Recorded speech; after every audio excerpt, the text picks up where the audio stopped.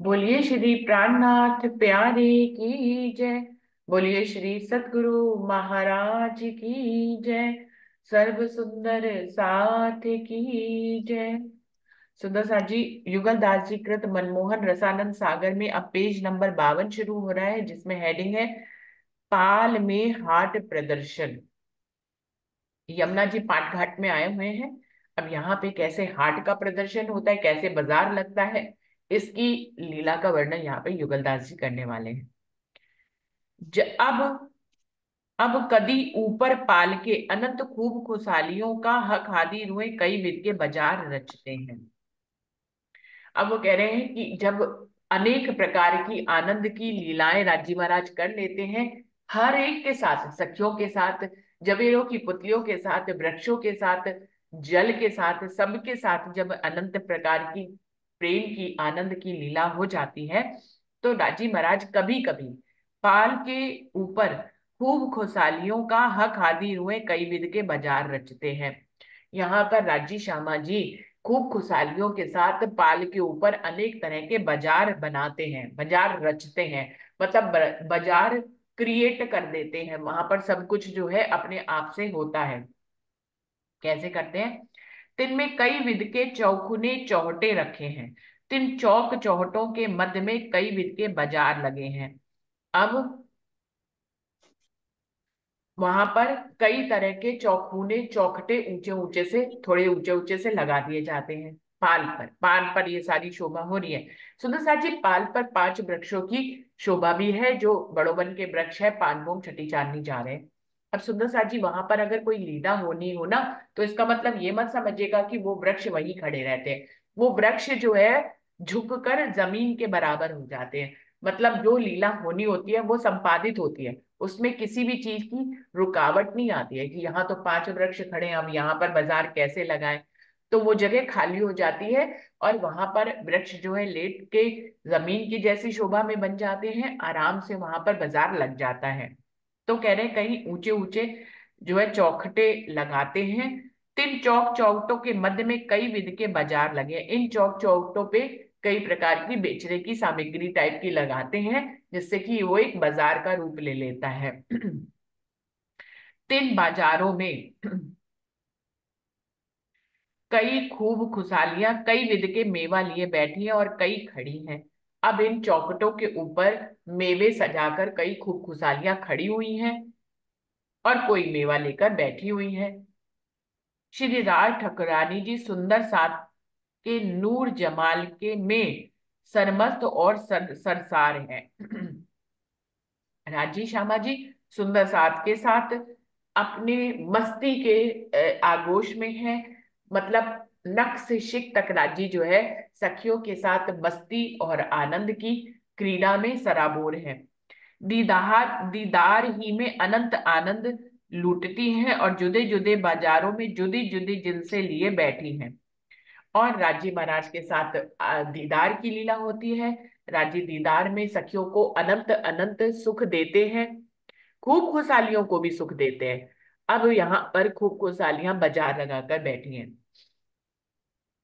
जुदे जुदे बाजारों में जुदी जुदी जिनसे लिए बैठी हैं। दीदार की में अनंत आनंद लूटती हैं और सखियां भी बाजार लगाकर बैठी हैं, खूब खुशहालियां भी बाजार लगाकर बैठी हैं। अलग अलग चौखटों पे अलग अलग चीजें लेके बैठी है और आकादी रूहों की इंतजार में है। और राजी श्यामा जी और रूहों का इंतजार करते हैं कि आएंगे अभी हमारे बाजार में, हमारी दुकान पर आएंगे और कुछ चीज हमसे लेंगे। हक संपूर्ण बाजारों में श्री श्यामा जी के गले में गलबैया डाले फिरते हैं और संपूर्ण सखी आपस में गलबैया डाले गली गली गाउती फिरती हैं। अब इस बाजारों में क्या करते हैं, राजी श्यामा जी के गले में गलबैया डालकर सारा बाजार घूमते हैं। बड़े प्रेम से सारा बाजार घूमते हैं और सखियां क्या करती है, आपस में जोड़े जोड़े गलबैया डालकर राजी के पीछे पीछे, श्यामा जी के पीछे पीछे पूरे बाजार में घूमती है। सभी चीजों का मुआयना करती है कि खूब खुशहालियां कौन सी चीज लगाकर बैठी हैं। हर एक बाजारों का जुदा जुदा सुख लेती हैं और हर एक खूब खुशहालियों को कई विध के सुख देती फिरती हैं। वो कह रही हैं खुद भी सुख लेती हैं बाजारों में घूमकर, वो खुद भी आनंदित और सुखी होती हैं, और खूब खुशहालियों को भी उनकी चीजें देख देख कर उनको रिझाती है, तो उनको भी सुख देती हैं। तो इस प्रकार से राजी श्यामाजी सखियां पूरे बाजारों में हर खूब खुशहाली के दुकान पर जो बाजार लगा के बैठे हैं जाते हैं, उनसे बातें करते हैं, उनको सुख देते हैं, उनकी उन्होंने जो सामान लगा रखा है उसको देखते हैं, उसकी तारीफ करते हैं, और उनके नैनों से नैन मिलाकर उनको भी सुख देते हैं। तो इस प्रकार से राजी बाजारों में जो हाट लगाकर बैठी हैं खूब खुशहालियां, उनको अनंत अनंत सुख देते हैं। कभी हक आदि रूहें ऊपर सिंहों के बैठती हैं और सिंहों को दौड़ाते कुदाते लड़ाती हैं। और राजी श्यामा जी कभी कभी तो शेरों के ऊपर बैठ जाते हैं, उनको आपस में लड़ाई भी कराते हैं, तेंदुओं से भी लड़ाई होती है, चीते से भी लड़ाई होती है, उनको कभी दौड़ाते हैं कभी कुदाते हैं। कभी शेर तेंदुआ चीतों पे सवार होते हैं और दौड़ाते कुदाते रहते हैं। कभी वो शेर पे सवारी करते हैं, तेंदुआ पे चीतों पे सवारी करते हैं और उनको दौड़ाते हैं। कभी हंस गरुण मोर हक आदि रूहों के ऊपर पीठ अपनी के सवार किए हुए अंतरिक्ष में उड़ाते हैं। और कभी कभी जो उड़ने वाले पक्षी हैं, जैसे उसमें हंस है, गरुड़ है, मोर है, ये राजी शामाजी और सखियों को अपनी पीठ में बिठाकर अनंत आकाश में अपने पंखों से उड़ जाते हैं। कभी एक वृक्ष से के ऊपर दूसरे वृक्ष के जाते हैं और उड़ के ऊपर कलसों के बैठते हैं। और वो अपनी उड़ान में राजी महाराज को कभी एक वृक्ष के ऊपर ले जाते हैं, कभी दूसरे वृक्ष के ऊपर ले जाते हैं, अपने ऊपर ही ऊपर हवा की यात्रा से। और कभी कभी मंदिरों के कलशों के ऊपर बैठ जाते हैं, सीधा सीढ़ी चढ़ के नहीं जाना पड़ता। हंस और गरुड़ की पीठ पर बैठकर राजी चांदनी पे चले जाते हैं, वहां जितने भी कलश होते हैं उनकी शोभा को देखते हैं, उनकी परिक्रमा करते हैं। ये सब काम हंस गरुड़ मोर राजी श्यामा जी और सखियों को अपनी पीठ पे बिठाकर इस तरह की परिक्रमा करने ले जाते हैं। कभी कलशों से उड़ के ऊपर दूसरे कलश के जाते हैं और हक आदि हुए ऊपर पीठ के सवार हैं। कभी एक कलश से दूसरे कलश पर उड़ के जाते हैं, कभी दूसरे कलश से तीसरे कलश के ऊपर उड़ के जाते हैं, और राजी श्यामा जी और सखिया पीछे पीठ पे सवार रहती हैं। हंस गरुड़ मोर महा आनंद में मग्न है और पीठ अपनी से उतारना हक हादी रूहों को नहीं चाहते हैं। इस प्रकार से राजी महाराज की अपनी पीठ पे सवारी करके जब हंस गरुड़ मोर जो है उड़ते हैं, तो अति आनंद प्राप्त होता है उन्हें, और वो एक पल के लिए भी राजी श्यामा जी और सखियों को अपनी पीठ से उतारना नहीं चाहते। वो आनंद से दूरी नहीं होना चाहते, इस प्रकार से वो आनंदित होते जाते हैं। हाँ, खादी रूहों को ऊपर पीठ अपनी के लिए वे नाच करते फिरते हैं, और आनंद की अतिरेकता में राजी शावाजी और रूहों को अपनी पीठ पर बिठाए बिठाए ही नाचने लग जाते हैं और कूदने लग जाते हैं। जब जौन तरफ जाते हैं तब उसी ताल्लुक से जाते हैं और माफिक पारब्रह्म के दबदबा दिखाते हैं। वो कह रहे हैं कि जिस तरफ की भी दिशा पकड़ लेते हैं हंस गरुड़ मोर, उसी तरफ उसी बड़ी तेज स्पीड में जाते हैं और पार ब्रह्म के जैसा दबदबा दिखाते हैं, अपना आपको प्राउड फील करते हैं कि राजी श्यामा जी और रूहें हमारी पीठ पर बैठी हुई हैं। और कदी तरफ हौज कौसर जाते हैं, तहां भी अनंत कोट नए नए खेल करते हैं। और कभी कभी हौज कौसर पे चले जाते हैं, वहां पर भी अनेक प्रकार के खेल करते हैं राज्य श्यामा जी और रूहें। इस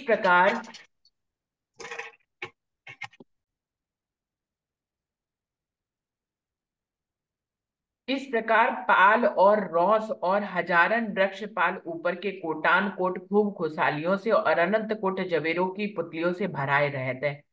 हौज कौसर ताल पर जाते हैं, वहां पे भी अनंत खेल करते हैं, वहां पर भी कई हजारों खूब खुशहालियां, कई जवेलों की पुतलियां, अनेक प्रकार से जो है हौज कौसर ताल की जो पाल है वो पुतलियों खूब खुशहालियों और पुत्रियों से पूरी भर जाती है। वहां पे राजी महाराज अनेक प्रकार की क्रीड़ाएं करते हैं, कभी सखियों के साथ, कभी जवेरों की पुतलियों के साथ, कभी खूब खुशहालियों के साथ।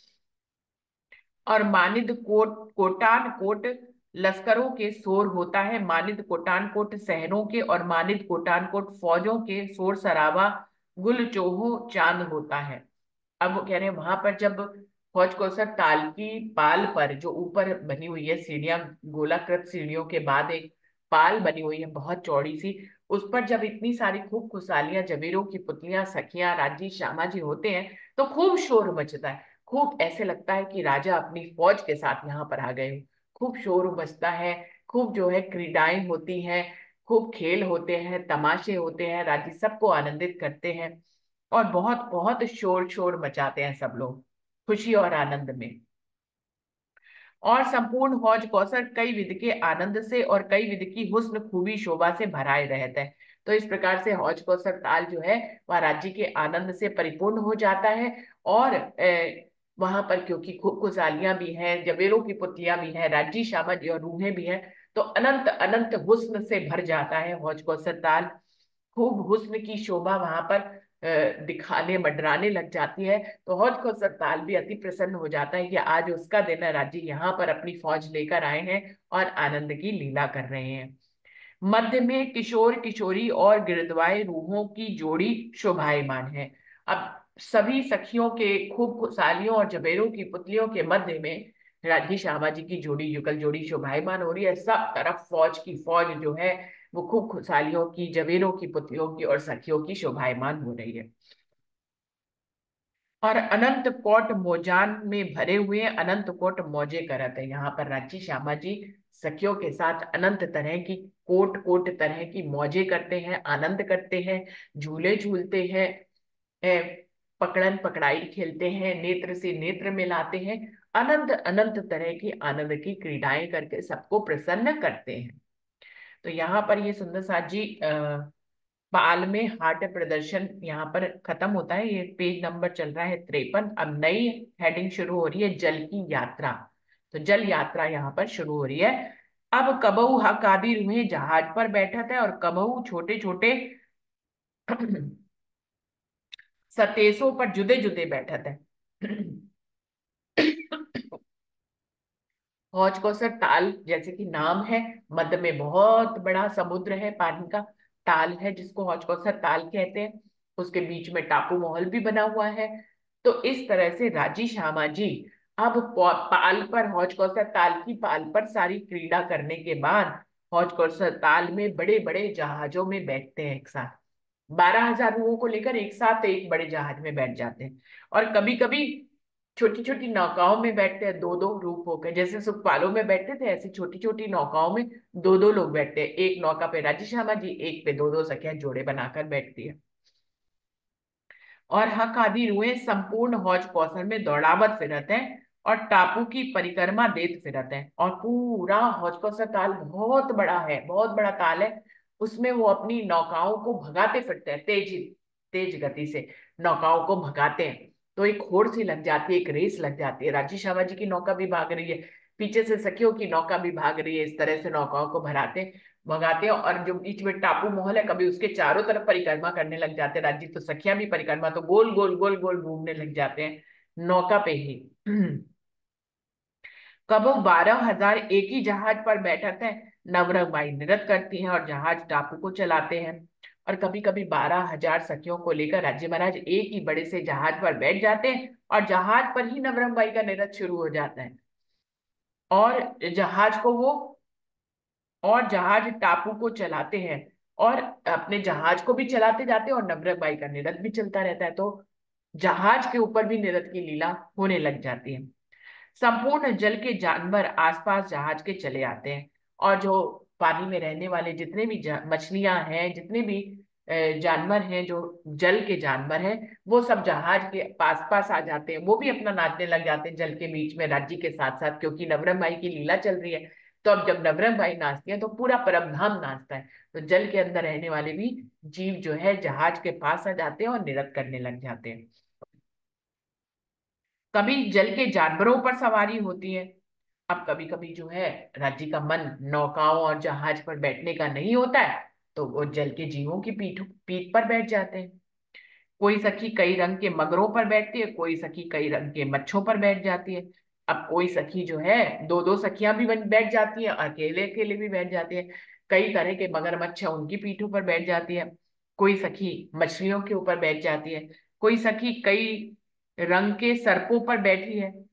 कई रंग के सांप भी हैं पानी में, उनके ऊपर बैठ जाती है।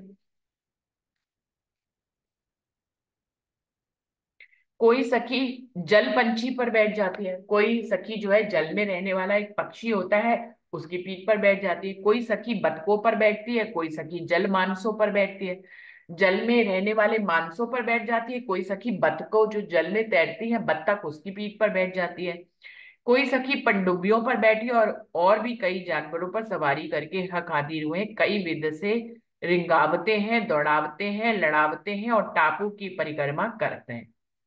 अब वो कह रहे हैं कि पानी में रहने वाली पनडुब्बियां भी हैं, कोई सखियां पनडुब्बियों पर बैठ जाती हैं, कोई अनेक अनेक तरह के जानवरों पर सवारी करके पानी में क्रीड़ा करती हैं। इस प्रकार से राजी, श्यामा जी और रूहें अपनी अपनी सवारी को कई विध से घुमाते हैं, दौड़ाते हैं, लड़ाते हैं आपस में, और टापू महल की परिक्रमा भी करते हैं। तो अनेक प्रकार की जल क्रीड़ाएं करते हैं, अपनी अपनी सवारियों को दौड़ाते हैं, उनको आपस में लड़ा देते हैं, फिर दूर भाग जाते हैं, फिर लड़ाते हैं। कोई सखी किसी सखी से लड़ाती है, कोई सखी किसी सखी से लड़ाती है, कोई टापू पर महल की परिक्रमा करती है। तो इस प्रकार से जल क्रीड़ा होने लग जाती है। चारों तरफ कोटान कोट खूब खुशहालियां और जबेरों की पुतलियां और अनंत कोट पशु पक्षी भराए रहे हैं। सो श्री राज जी ठाकुरानी जी को तमाशा देखते हैं और आनंद कलोले करते हैं। अब बहुत सी खूब खुशहालियां, बहुत सी जबेरों की पुतलियां, बहुत से पानी के जानवर, जमीन के जानवर जो है राजी महाराज के चारों तरफ घेर के आ जाते हैं और उनकी इस लीला का आनंद लेते हैं, आनंदित होते हैं उनकी इन क्रीड़ाओं को देखकर, और राजी इनके साथ भी क्रीड़ा करते हैं।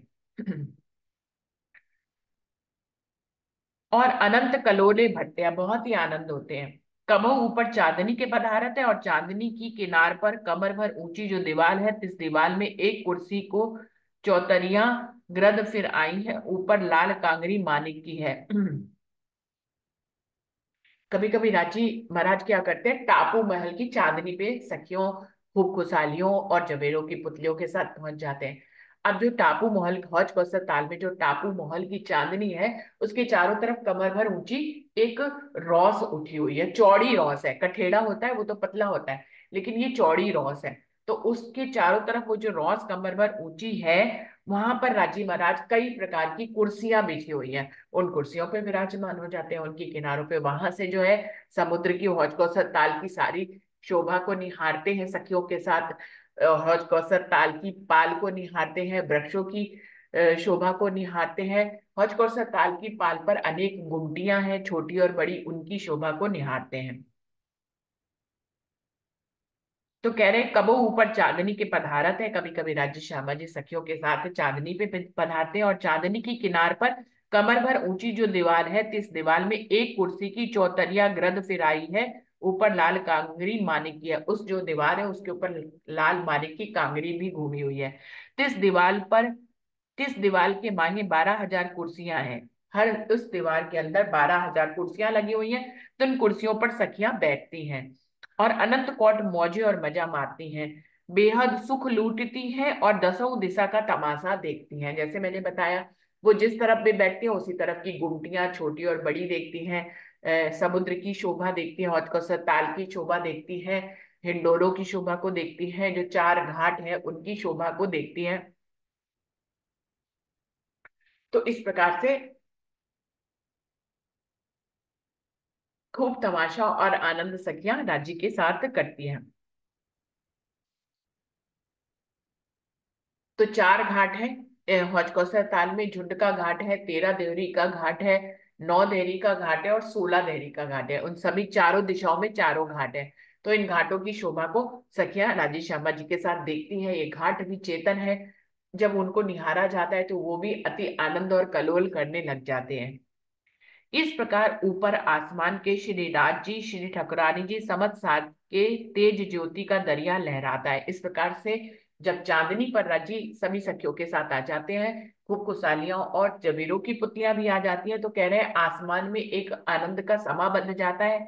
ऐसे लगता है राजी श्यामा जी समस्त आकाश में ज्योति के समान लहरा रहे हैं, अपने आनंद को वो आसमान में बिखेरने लग जाते हैं। सभी सखियां उनके आनंद से आनंदित होने लग जाती हैं। और तले जल में श्री राज श्री ठकुरानी जी सुंदर साथ झिलमिलात है। अब जब ऊपर में चांदनी से राजी श्यामा जी और सखियां जब किनारे की कुर्सियों पर विराजमान होकर शोभाओं को देखती हैं, तो उनके प्रतिबिंब जो है जल में दिखाई देते हैं। डोलते हुए राज्य श्यामाजी और सखियों के प्रतिबिंब जो है टापू महल की चांदनी से जल में नीचे जो है प्रतिबिंब दिखाई देते हैं। और तले जल में श्री राज श्री ठाकुरानी जी सुंदर साथ झिलमिलात हैं। टापू और पाल के बीच में हौज कौसर मौजे लेता है। देखिए, हौज कौसर ताल जिन्होंने सीखा हुआ हो उनको पता होगा। हौज कौसर ताल किनारे की तरफ एक स्टेडियम की तरह बना हुआ है, जिसमें संक्रमित सीढ़ियां बनी हुई हैं चारों दिशा में। जब ऊपर पहुंच जाते हैं तो चारों दिशा में चार घाट हैं, और चौड़ी सी पाल है जिसपे वृक्षों की हारें हैं, और गुमटियां छोटी और बड़ी बनी हुई है। इन वृक्षों की हारों में हिंडोले लगे हुए हैं, और ये पूरा एक हीरे की पाल से बना हुई ये पाल है। ये पाल पोली है। इसके नीचे महल मंदिर भी है, और हिंडोले भी हैं, और बीच में टापू महल है। तो पाल और टापू महल के बीच में हौज कौसर ताल लहरा रहा है। जल जो है बहुत बड़ा समुद्र है, जो कि पाल के अंदर है, और बीच में जल के बीच में टापू महल है। तो टापू और पाल के बीच में हौज कौसर मौजे लेता है अपनी अपनी लहरों के साथ। दूध से उज्जवल मिश्री से मीठा जल की रोशनी ने आसमान में मंडल बांधो है। जो हौज कौसर ताल का जल है वो मिश्री से भी मीठा है और दूध से भी उज्जवल है, जिसकी सारी शोभा आसमान में दिखाई दे रही है। ऊपर टापू चांदनी के विराजमान जो हक हाजिर हुए हैं, सो टापू की चांदनी से एक ज्योति की थंब चली जो आसमान में जाए लगी है। अब वो कह रहे हैं राजी श्यामा जी और रूहे हौज कौसर ताल के बीच में मध्य में बने हुए टापू महल की चांदनी पर जब विराजमान होते हैं, तो वो इतनी आनंद की क्रीड़ाएं करते हैं तो उनकी ज्योति का एक थंब बनकर आसमान में चला जाता है। राजी श्यामा जी और सखिया जब झुंड के रूप में चांदनी पर होती हैं, तो उनके झुंड का एक रोशनी का नूर का थंब बनता है जो आसमान में विराजमान होकर क्रीड़ा करता है। बीच इस ज्योति थंब के अनंत कोट शोभा है, बीच इसके अनंत कोट तमाशे हैं। वो कह रहे हैं ये थंब जो शोभा से परिपूर्ण है, इसमें अनंत खेल तमाशे हो रहे हैं। ये थंब कभी हिलता है, कभी झिलमिलाता है, अपनी शोभा को बिखेरता है। अनंत कोट रंगों की जुदी जुदी लहरें उठती हैं इस थंब में। जो नूर का जो थंब बना है, इसमें अनेक रंगों की ज्योति और लहरें उठती हैं। और ज्योतिन थंब को घेर के ज्योतिन जल को सफेद फिर बला है। अब वो कह रहे हैं ये जो थंब की रूहों की शोभा की जो रोशनी का थंब बना है, उसके चारों तरफ जल की रोशनी का भी एक थंब बन जाता है उसको घेर कर। क्योंकि मध्य में टापू महल है, उसके चारों तरफ जल ही जल है। तो कह रहे हैं मध्य में रूहों की शोभा का एक थंब बनता है सुंदरता का, तो उसके चारों तरफ जल की शोभा का भी एक घेरा बन जाता है। ज्योति जल को सफेद फिर बना है। तिन सफेद नूर जल को घेर के पाल पर जो अनंत रंग के बन है, सो अनंत कोट रंगों की ज्योति का कोट बना है। अब वो कह रहे हैं कि सबसे बीच में रूहों की रोशनी का एक नूर का थंब बना है। उसके चारों तरफ क्योंकि जल है, तो जल की रोशनी का एक नूर थंब बन गया, उसके चारों तरफ लिपट गया। और उसके बाद पाल की शोभा आती है, पाल पे हरे वृक्षों की शोभा है, तो हरे रंग का एक नूर भी उस जल के नूर के चारों तरफ लिपट जाता है। तो इस प्रकार से हौज कौसर ताल का एक जो नूर का थंब बनता है, वो बीच में सखियों की शोभा का बनता है, उसके बाद जल की घेरे का बनता है, उसके बाद वृक्षों का हरे रंग के घेरे का एक पुंज सा बन जाता है रोशनी का।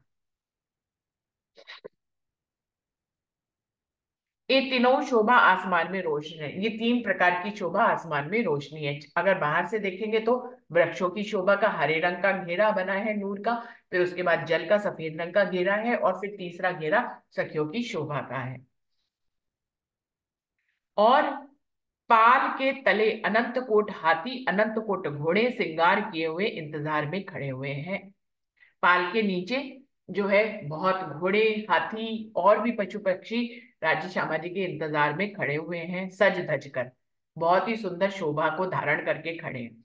वास्ते दीदार के घूमत झूमत नाचत कूदत और आवाज मीठी बोलते हैं। अब राजी महाराज का दीदार करके ये घूमने लग जाते हैं, घूमने लग जाते हैं, नाचते हैं, कूदते हैं, और मीठी मीठी आवाजें निकालते हैं। अनंत कोट श्रृंगार किए हुए हैं, अनंत कोट रथ हस्तियों के खड़े हैं। ये जो बहुत बहुत करोड़ों हाथियों के जो है, हाथियों ने श्रृंगार किया हुआ है, अपनी पीठ पर जो है रथ बनाकर ये सुंदर रथों में श्रृंगार कर रहे हैं राज्य श्यामा जी के, कि अभी राज्य आएंगे हमारे पीठ पर बने हुए रथ में विराजमान हो जाएंगे। अनंत कोट रथ युगल तुरंगों के हैं और अनंत कोट रथ एक एक तुरंगों के हैं। अब वो कह रहे हैं कि कई रथ तो ऐसे बने हैं जिसमें एक ही रथ में कई कई घोड़े बने हुए हैं, और कोई कोई ऐसा रथ है जिसमें सिर्फ एक ही घोड़ा बना हुआ है। तो इस प्रकार से घोड़ों के भी ऊपर रथ बने हुए हैं। तो कोई रथ इतना बड़ा है कि उसमें कई घोड़े उसको खींच रहे हैं, कोई रथ इतना छोटा है कि उसको सिर्फ एक ही घोड़ा खींच रहा है। तो इस प्रकार से अनंत अनंत रथ बने हुए हैं। और अनंत कोट रथ बैल बकरे मृग मेढ़े रीझे रोझों के हैं। और वो कह रहे हैं खाली हाथी और घोड़ों के ऊपर ही रथ नहीं बने हुए, रथ तो बैलों के ऊपर भी है, बकरों मृग मृग के ऊपर है, मेढ़े और रीछ के ऊपर भी रथ बने हुए हैं। अनंत कोट रथ सिंह बाघ तेंदुआ चीतों के हैं। तो कह रहे हैं कई रथ जो है वो चीते के, शेर के, तेंदुआ के, टाइगर के भी बने हुए हैं। और अनंत कोट सवारी बड़े बड़े जानवरों की इकहरी है। और वो कह रहे हैं और भी बड़े बड़े जो जानवर हैं उनकी पीठ पर भी रथ बने हुए हैं। सो पशु पक्षी रजाइस मासूक के एक एक सेवा जाहिर और अनंत कोट सेवा बातून करत है। तो इस प्रकार से ये जितने भी पशु पक्षी हैं जिनके पीठ के ऊपर रथ बने हुए हैं, ये राजी महाराज की अनंत अनंत प्रकार से सेवा करते हैं। और जाहिरी सेवा करते हैं, बातूनी सेवा भी करते हैं। इनकी शोभा को आप जाहिरी रूप में भी देख सकते हैं और बातूनी रूप में भी देख सकते हैं। इस प्रकार से राजी महाराज अनंत अनंत शोभा को धारण किए हुए यहाँ पर सखियों को, खूब खुशहालियों को, जबीरों की पुतलियों को, पशु पक्षियों को, हौज को, सरताल को अनंत अनंत प्रकार के सुख देते हैं। उनको मस्ती में जो है मस्त कर देते हैं। और ये भी राजी महाराज की अनेक प्रकार से जाहिरी और बातूनी सेवाएं करते हैं, जिनको जो है कालमाया की नजर से तो नहीं देखा जा सकता है, परमधाम की नजर से आप युगलदास की इस चितवनी की करने की कला को आप जो है अपने जीवन में उतार सकते हैं, और आप भी युगलदास जी की तरह अनंत अनंत जाहिरी और बातूनी सुख राजी महाराज से ले सकते हैं। तो सुंदर साथ जी, यहाँ पर ये पेज नंबर है 55, और ये जो हेडिंग चल रही थी जल यात्रा, वो यहाँ पर खत्म होती है। अभी नई हेडिंग है पोखराज पर्वत पर आरोहण। एक मिनट।